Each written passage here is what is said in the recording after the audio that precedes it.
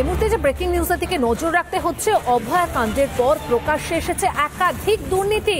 বলা যেতে পারে ঘুঘুর বাসা স্বাস্থ্য দপ্তর, টেন্ডার না দিয়ে দিনের পর দিন বরাত, বায়োমেডিক্যাল বর্জ্য বিক্রিতেও স্বজন পোষণ, জোন ভাগ করে বরাত দেওয়ার অভিযোগ, সন্দীপ ঘনিষ্ঠদের বরাত দেওয়ার অভিযোগ। সব দুর্নীতির মূলে কি উত্তরবঙ্গ লবি? এই প্রশ্নটাই কিন্তু এই মুহূর্তে উঠতে শুরু করেছে। বিশেষ কোনো প্রভাবশালীর মদতেই কি চলতো এই চক্র? তার কারণ দিনের পর দিন যেভাবে টেন্ডার না দিয়ে দিনের পর দিন যেভাবে বরাত দেওয়া হয়েছে সন্দীপ ঘনিষ্ঠদের, সেখানেই প্রশ্ন উঠতে শুরু করেছে যে সব দুর্নীতির মূলে কি উত্তরবঙ্গ লবি? এবং এর পাশাপাশি বিশেষ কোনো প্রভাবশালীর মদতেই কি চলতো চক্র? এই বিরোধী দলনেতা শুভেন্দু অধিকারী তিনি বারবার অভিযোগ করেছিলেন এই দুর্নীতি নিয়ে। কি বলেছিলেন বিরোধী দলনেতা, একবার শোনাই আপনাদের।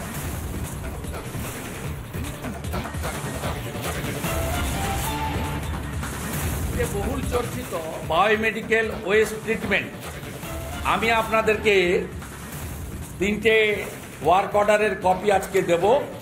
Without tender principal secretary health তার নোটশিট করে এদেরকে টেন্ডার দিয়ে দিয়েছেন। এই জোন ভাগ করে করে কল্যাণী নদিয়া জোন, কাটোয়া পূর্ব বর্ধমান জোন, একদম সেম পার্সনকে দিয়েছেন। এই যে আপনারা খুঁজছিলেন biomedical waste treatment, doctor Sandip ঘোষের আক্তার আলী যে অভিযোগ ছিল, এই অভিযোগে এই বিষয়ে উল্লেখ ছিল।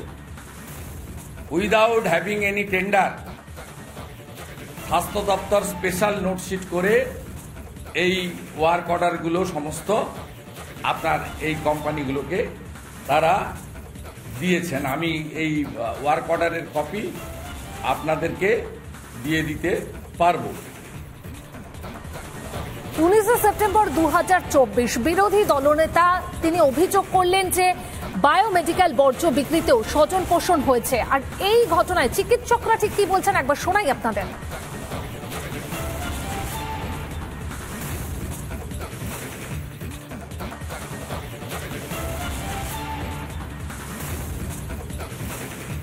আসছে খবরগুলো, তথ্যগুলো সেগুলো সত্যি চাঞ্চল্যকর এবং আশা করি সিবিআই যত তাড়াতাড়ি দ্রুত এর ইনভেস্টিগেশন করে যা যা পদক্ষেপ নেওয়া উচিত, যা যা শাস্তি দেওয়া উচিত সেগুলো যেন করা হোক, এটাই। অভয়া কাণ্ডের পর প্রকাশ্যে একাধিক দুর্নীতি, যত সময় এগোচ্ছে ততই কিন্তু আমরা দেখতে পাচ্ছি পরতে পরতে রহস্য। একদিকে যেমন অভয়াকে ধর্ষণ, খুন, হত্যাকাণ্ডে বিভিন্ন দিক উঠে আসছে, অন্যদিকে একাধিক দুর্নীতির অভিযোগও কিন্তু সামনে আসছে। তার মধ্যে অন্যতম টেন্ডার না দিয়ে দিনের পর দিন বরাত, বায়োমেডিক্যাল বর্জ্য, সেই বর্জ্য বিক্রিতেও স্বজন পোষণের অভিযোগ, জোন ভাগ করে বরাত দেওয়ার অভিযোগ। যেই অভিযোগ করেছেন বিরোধী দলনেতা শুভেন্দু অধিকারী, তিনি রীতিমতন কপি হাতে নিয়ে সেই অভিযোগ তুলেছেন যেখানে সন্দীপ ঘনিষ্ঠদের বরাত দেওয়ার অভিযোগ। আর এখানেই প্রশ্নটা উঠছে, সব দুর্নীতির মূলে কি উত্তরবঙ্গ লবি? বিশেষ কোনো প্রভাবশালীর মদতেই কি চলতো চক্র? কারণ আমরা দেখেছি এর আগেও আরজি করের প্রাক্তন সুপার আক্তার আলী তিনি ভুরি ভুরি অভিযোগ করেছেন। তিনি আমাদের এই রিপাবলিক বাংলাতে প্রথম বারবার একাধিক অভিযোগ সামনে এনেছেন। তার মধ্যে আমরা দেখেছি সেখানে ক্যাফে নির্মাণেও দুর্নীতি হয়েছে, স্বজন পোষণের অভিযোগ সামনে এসেছে। এবার দেখা যাচ্ছে যে যেখানে বায়োমেডিক্যাল বর্জ্য, সেই বর্জ্য বিক্রিতেও স্বজন পোষণ, সেখানে জোন ভাগ করে বরাত দেওয়ার অভিযোগ। রাজ্য বিজেপির সাধারণ সম্পাদক জগন্নাথ চ্যাটার্জি এই মুহূর্তে আমাদের সঙ্গে রয়েছেন। আপনাকে স্বাগত রিপাবলিক বাংলাতে। আমরা দেখতে পাচ্ছি যত সময় এগোচ্ছে একাধিক দুর্নীতির অভিযোগ সামনে আসছে, বায়োমেডিক্যাল বর্জ্য বিক্রিতেও দুর্নীতির অভিযোগ।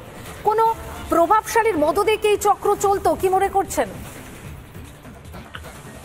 শুধুমাত্র আরজি কর মেডিকেল কলেজ হাসপাতাল নয়, বায়োমেডিক্যাল ওয়েস্ট বা এই হসপিটালের মধ্যে যে মেডিকেল বর্জ্য, চিকিৎসা বর্জ্য ব্যবস্থাপনা এবং তার ট্রান্সপোর্টেশনের জন্য সারা রাজ্যে 72,000 সরকারি হাসপাতালের যে শয্যা আছে, শয্যার 52,000 বেড একটি সংস্থাকে দিয়ে দেওয়া হয়েছে, যে সংস্থার নিজস্ব কোনো এই ধরনের বর্জ্য ব্যবস্থাপনার কারখানায় ছিল।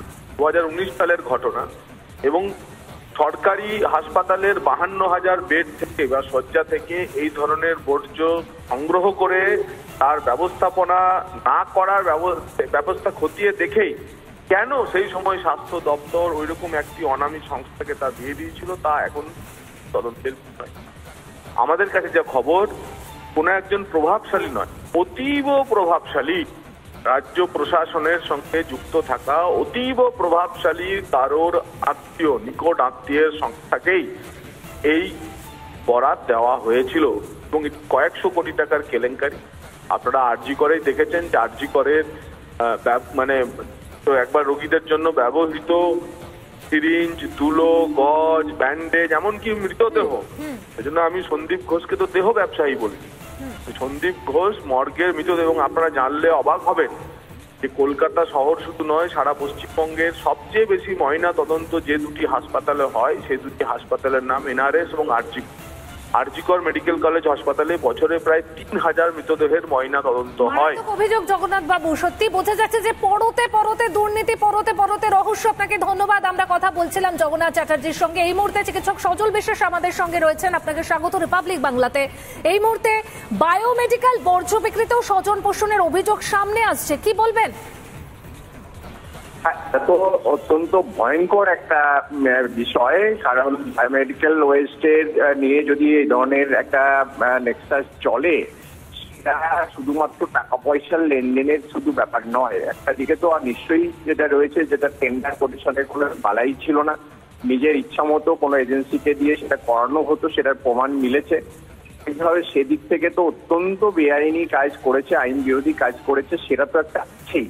কিন্তু সব থেকে মারাত্মক যেটা, সেটা হচ্ছে বায়োমেডিক্যাল ওয়েস্ট। এই জিনিসগুলো এতটাই হ্যাজার্ডাস আমাদের সোসাইটির পক্ষে, সেটা ভাবলে আজকে গা শিউরে। কারণ এইসব জিনিসগুলো যখন বাইরে ছড়িয়ে পড়ছে সোসাইটিতে, এখানে নানান রকমের ডিজিজ, এইডস এর মতো ডিজিজ পর্যন্ত, হেপাটাইটিস বি এর মতো ডিজিজ পর্যন্ত, এবং নানান ধরনের ডিজিজ কিন্তু সোসাইটিতে ছড়িয়ে পড়ে। এবং সেই কারণেই কিন্তু আজকে এত বাড়বাড়ন্ত হচ্ছে, এইডস এর সংক্রমণ এত বাড়ছে, আজকে হেপাটাইটিস বি এর সংক্রমণ এত বাড়ছে। এই বায়োমেডিক্যাল ওয়েস্ট যদি ঠিকমতো ডিসপোজাল না হয়, তাহলে কিন্তু এই রোগ আরো বাড়ে। এটা এই কারণেই কিন্তু আজকে বাড়ছে আরো বেশি পরিমাণে। যেহেতু এই যে বায়োমেডিক্যাল ওয়েস্টের ম্যানেজমেন্টের ক্ষেত্রে এই ধরনের ঘটনাগুলো ঘটেছে, এটা জঘন্যতম অপরাধ। মানে এর থেকে বড় অপরাধ আর কিছু হতে পারে না। এটা শুধু টাকা পয়সার শুধু লেনদেনের ব্যাপার না, আজকে গোটা সোসাইটিকে আজকে মৃত্যুর মুখে জেনে শুনে, তিনি জানতেন না জানা, তিনি একজন ডাক্তার, জানতেন যে এইগুলো সোসাইটিতে কিভাবে বায়োমেডিক্যাল হ্যাজার্ড তৈরি করে। ধন্যবাদ আপনাকে। আমরা কথা বলছিলাম চিকিৎসক সজল বিশ্বাসের সঙ্গে।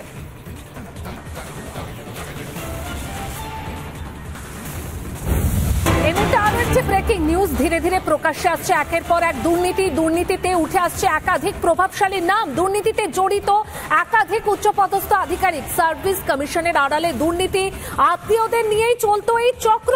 দুর্নীতির মাথায় এসপি দাস। বিস্ফোরক অভিযোগ বিরোধী দলনেতা শুভেন্দু অধিকারীর, বিস্ফোরক অভিযোগ করেছেন বিরোধী দলনেতা শুভেন্দু অধিকারী। ঠিক কি অভিযোগ শুনুন একবার। কিন্তু সমানভাবে এর দুর্নীতি খুব বড় দুর্নীতি।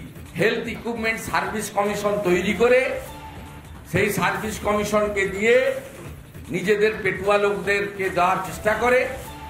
তাতে ম্যাকিন্টনস বার্ন স্টেট আন্ডারটেকিং এসটিইউ টেন্ডার করতে হয়নি, দিয়ে নিজেদের আত্মীয় স্বজনকে দিয়ে বানিয়েছে। এই পবন অরোরা, এই মহেশ পাঞ্জাবি, এই প্রদীপ চক্রবর্তী, এই পল্লব গুপ্তরা, এরা সমস্ত, মহুয়া ব্যানার্জি, সঞ্জয় বনসাল, নারায়ণ স্বরূপ নিগম, সর্বোপরি রাজীব সিনহা, এই র্যাকেট এরা করতে থাকে। যারা মুখ্যমন্ত্রীর সবচেয়ে বেশি বেনিফিটেড হয়েছে প্রদীপ চক্রবর্তী ছাড়াও মেনকা গম্ভীরের পরিবার। আর সবার উপরে একজনের আশীর্বাদ ছিল, ডাক্তার শ্যামাপদ দাস। ইনার আশীর্বাদ সবার উপরে ছিল। ইনার বাড়িতে হাউস গার্ড, পার্সোনাল সিকিউরিটি। ইনার কন্যা ডাক্তার রিয়াল দাস, তিনি মেডিকেল এডুকেশন সার্ভিসের অ্যাসিস্ট্যান্ট প্রফেসর পদমর্যাদায় কর্মরত, এমডি নয়। বুঝতে পারছেন? শুনলেন আপনারা, বিরোধী দলনেতা এসপি দাসের কথা বলছেন। দুর্নীতির মাথায় এসপি দাস, বিস্ফোরক অভিযোগ শুভেন্দু অধিকারীর। দুর্নীতিতে জড়িত একাধিক উচ্চপদস্থ আধিকারিক, সার্ভিস কমিশনের আড়ালে দুর্নীতি, আত্মীয়দের নিয়েই চলতো এই চক্র। আইনজীবী বিকাশ রঞ্জন ভট্টাচার্য এই মুহূর্তে আমাদের সঙ্গে রয়েছেন। আপনাকে স্বাগত রিপাবলিক বাংলাতে। দুর্নীতির মাথায় এসপি দাস, বিস্ফোরক অভিযোগ করছেন বিরোধী দলনেতা শুভেন্দু অধিকারী, কি বলবেন আপনি?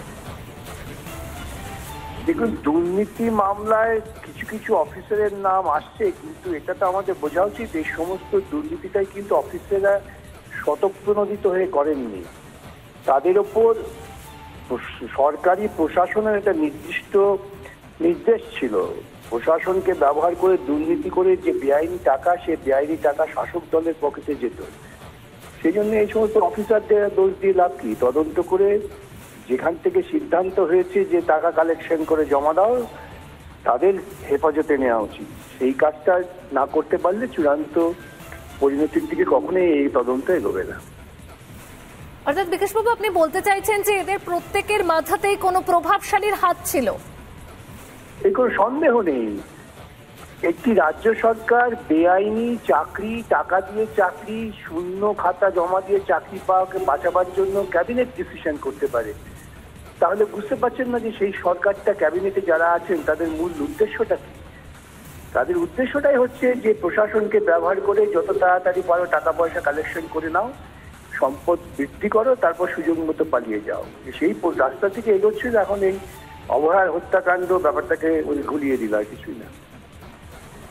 ধন্যবাদ বিকাশবাবু আপনাকে। আমরা কথা বলছিলাম সিপিএম সাংসদ ও আইনজীবী বিকাশ রঞ্জন ভট্টাচার্যের সঙ্গে।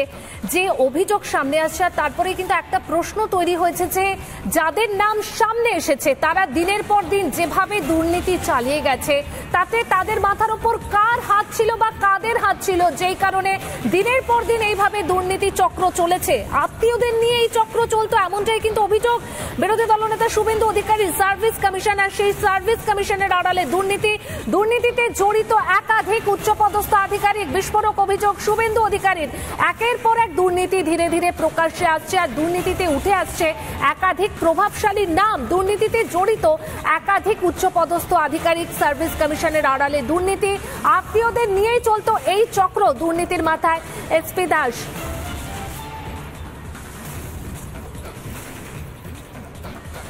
চিকিৎসক রঞ্জন ভট্টাচার্য আমাদের সঙ্গে এই মুহূর্তে রয়েছে। আপনাকে স্বাগত রিপাবলিক বাংলাতে। দুর্নীতির মাথায় এসপি দাস, বিস্ফোরক অভিযোগ করছেন শুভেন্দু অধিকারী। একদম আত্মীয়দের নিয়ে এই চক্র চলতো বলছেন বিরোধী দলনেতা। দেখুন, আমরা যখন অফিসিয়াল চিকিৎসক ডক্টর এসপি দাস, যিনি গোলপার্কে চেম্বার করেন এবং তিনি সেটা সবকিছু ট্রান্সফার করছে, যেগুলো আমরা জানি যে তার কন্যা উনি কিন্তু ইনস্টিটিউট অফ সাইকিয়াট্রি পিটিতে উনি কর্মরত এবং প্রফেসর এবং হেড অফ দ্য ডিপার্টমেন্ট। কিন্তু বিতর্ক ছিল চিকিৎসক, কিন্তু উনি নন মেডিকেল পার্সন হয়েও কোন মাস্টার ডিগ্রি করে এখানে জয়েন করেছেন। অন্যান্য আত্মীয়দের কথা বলতে পারবো না, কিন্তু তার সাথেও যেভাবে এই উত্তরবঙ্গ লবির মধ্যে যারা ছিলেন, যেমন ডক্টর সুশান্ত রয়, ডক্টর সন্দীপ ঘোষ, নিয়ে তিনি দিন ধরে এই চক্র চালিয়েছেন। মানে ওনার কথাতেই হতো, আমি যে বলতেন স্বাস্থ্য ভবনে সেখানে শিরোধার চিত্র উনি নিজেও জানিয়েছেন যে 1981 সাল থেকে মাননীয় মুখ্যমন্ত্রীর ব্যক্তিগত চিকিৎসক ছিলেন। সালে উনি অর্থোপেডিক্সের ডিগ্রি অর্জন করেন। ধন্যবাদ আপনাকে। আমরা কথা বলছিলাম আইএম এর যুগ্ম রাজ্য সম্পাদক রঞ্জন ভট্টাচার্যের সঙ্গে। তিনি প্রতিক্রিয়া জানালেন। আত্মীয়দের নিয়েই চলতো এই চক্র। দুর্নীতির মাথায় এসপি দাস, বিস্ফোরক অভিযোগ শুভেন্দু অধিকারীর।